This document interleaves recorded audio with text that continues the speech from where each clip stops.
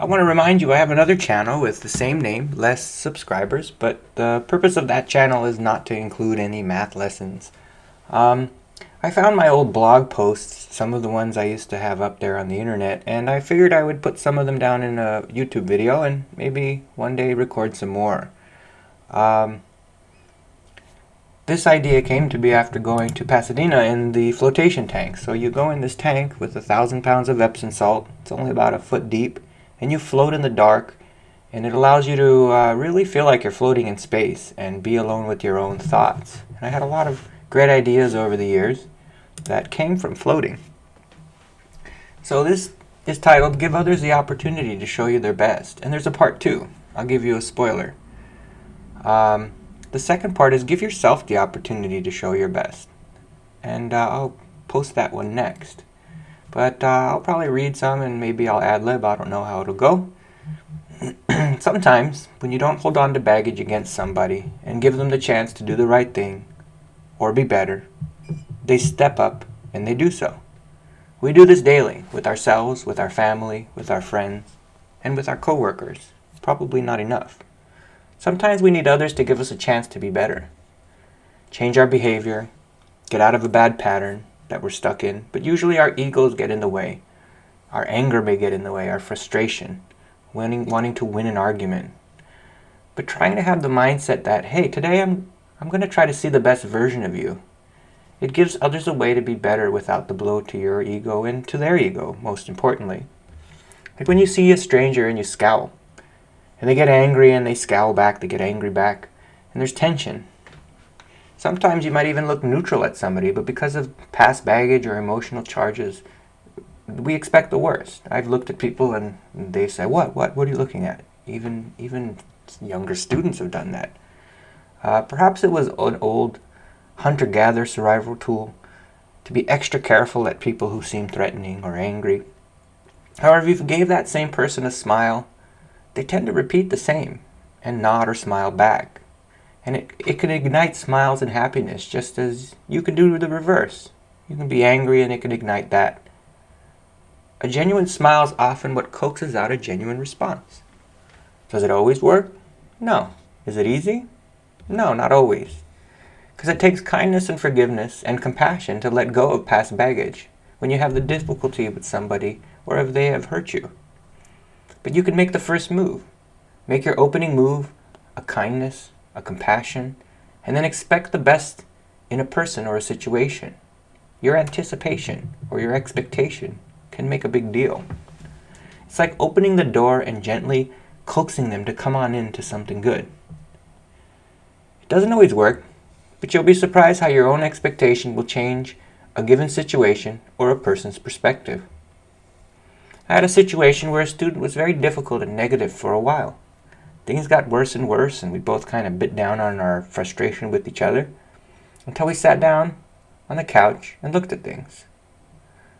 Long story short, in the end, we decided to start over. Start from scratch. Pretend it's the first day of school. But it's difficult to truly start over or forgive what you may be embarrassed to let go of, or the wrong where you've hurt somebody. Now, I can see little mistakes here and there when I copied this off the internet, but we'll continue. Most of all, especially this is important for young people. They're looking for a way out, whether they sometimes even know it or not, or they're just stuck in a pattern. They're looking for a way to be okay to be their best or to do their best, and they may not even know it. It's rare that starting over works, but I was committed to do so. And perhaps that student, she realized that those around her really cared, or that we really are trying to help, or at the very least, we're not out to get her. And it worked. She was kinder, nicer, more focused, and most importantly, had brushed most of the chip off her shoulder. So in a lot of ways, we got to give others the opportunity to show you their best. And I realized the special power and secret behind it. There's a teacher that I work with named Mr. Fraser, and he just has this gift. I had been watching and watching for years and wondering, why do these kids love him so much? Not in a jealous way, but why do they light up so much when he walks in the room and just love him. It's not just his sense of humor. I mean, he tells dad jokes, and it's not his accent. Maybe that's what some might think. But he says hello to people, even when they're mad or angry or look upset. Even if they were a jerk to him, he lets them go and cool off, and the next day he lets it go. He doesn't hold it against them. He has a little reset button almost every day. You learn maybe you get angry, but you should never throw the person out of your heart, as I believe Thich Nhat Hanh, one of the Buddhist monks, had said. Or it might have been Baba Ram Dass, his teacher, Neem Karoli Baba, actually. Now I remember. Never throw a person out of your heart. And you start over each day. Really, you could do it each moment. You stop and give others and yourself the opportunity to be your best and their best, and see what kind of magic happens. You see, with Mr. Fraser, I would see him standing outside, getting on someone's case because they're late or doing things that are rude or disrespectful or really not good for them in the long run. But every time the next day, he treated the same person with cheer and joy and just an excitement to see them. And in a way, it's a form of unconditional love. And that was what I was trying to study and learn from him. Maybe this is what it means to die and be reborn daily. Maybe this is what it means to have the wonder of a child, the expectation of what's to come next, instead of expecting the worst. And a sense of wonder anticipating the best, not the fear or regret or dread or anxiety of what's next, the same old that you're expecting. Sometimes the past baggage ruins your ability to be your very best. And sometimes we need to let people let go of that baggage, and we need to take the first step. Because what we anticipate can act as a catalyst for change. It could trigger it. But don't expect it to be too easy. It took me over 30 years to even realize this was a thing. Well, not really, but yeah, to some degree it did. Even in the flotation tank, I remember once thinking, every day I walk out of this flotation tank, and literally every day, you don't have to be the same person, John. You can start over, and you can be better. And you don't have to hold yourself to the baggage and to the things that you've done in the past. Why might this work for you or someone else? Well, rather than feeling you lost something like an argument, or that you let them get the upper hand with a disagreement, you're actually giving in to someone, and really what you're doing is you're letting go of your ego. It's something that your ego really hates to do, to let somebody feel like they took advantage of you, or for you to feel like they won an argument or took advantage and have an upper hand. Rather than feeling weaker, we should know that this actually takes strength, and consider yourself stronger, because it takes great courage and discipline to forgive and let people go, and let go of what people have done to you. In a lot of ways, forgiveness and even being polite is a form of discipline, and it makes us be a little bit better. And it teaches us to be stronger, because it's really an act of strength to be able to help somebody or give something to somebody who needs it, and to swallow your pride and to swallow your ego when you're upset, and not let that anger perpetuate and cloud or interfere with your relationship with others, especially if your goal is to do good. Someone recently told me, to be a teacher you have to love people, because to want to help them and get to know them and understand their perspective and share something with them is an act of love.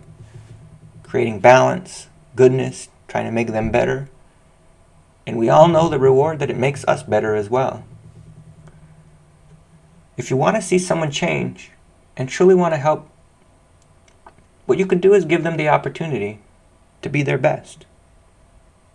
By starting over, resetting every day, and giving them a chance to be the better person, to be happier, to be friendlier, to be willing to listen.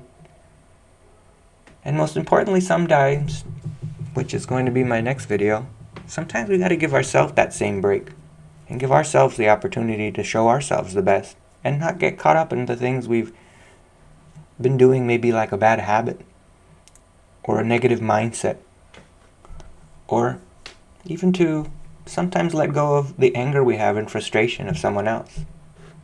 So Rumi, a 13th century poet, he's from the Middle East, he has this beautiful poem. And it goes, I see my beauty in you. I become a mirror that cannot close its eyes to your longing. My eyes wet with yours in the early light. My mind, every moment giving birth, always conceiving, always in the 9th month. And then an empty sky and everything is soul and flowering. Everything is soul and flowering or budding. How do I stand this? We become these words we say, this poetry, and I never know what I'm going to say. I don't plan it. When I'm outside the saying of it, I hardly speak at all. And that's part of it to me. We become a mirror. And when we hold these grudges and have this frustration or irritation with others, we don't realize we're often a mirror to their own anger and frustration, and we trigger one another in a way. But we could do the opposite. We can show compassion and kindness and goodness to one another and become a mirror for the best we have in ourselves, and be able to bring out and show others the best they have in themselves and the best that we have in ourselves. But I think especially with students, giving others the opportunity to really start over each day gives them a chance to really want to have what little of what you're offering. To listen. Because, when someone has a grudge or thinks you don't like them or is angry with you, they're not going to listen. So not only do your lessons fall on deaf ears, but it's not going to allow that person to grow more and more, which is what we dedicate our lives to. Caring about others and helping them grow, as teachers especially. So that's giving others the opportunity to show you their best.